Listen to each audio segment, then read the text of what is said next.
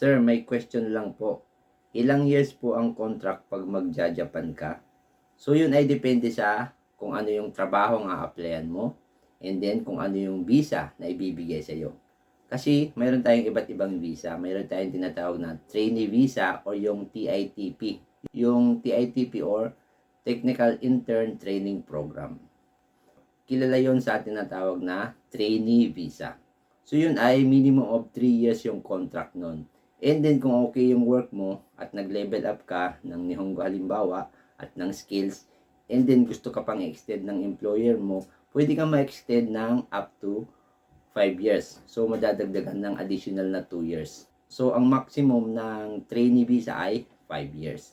And then kung medyo mataas na yung skills level mo at Nihongo level ay pwede kang ma-hire or makakuha ng SSW visa. Yun ay maximum of 5 years yung visa na yun. So, depende sa iyo yun kung gusto mong magpatuloy na magtrabaho dito sa Japan.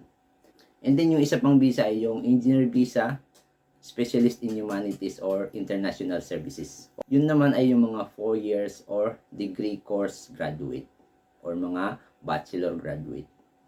So, yung TITP or Trainee Visa at SSW Visa, at least mayroon kang high school graduate, pwede na yon.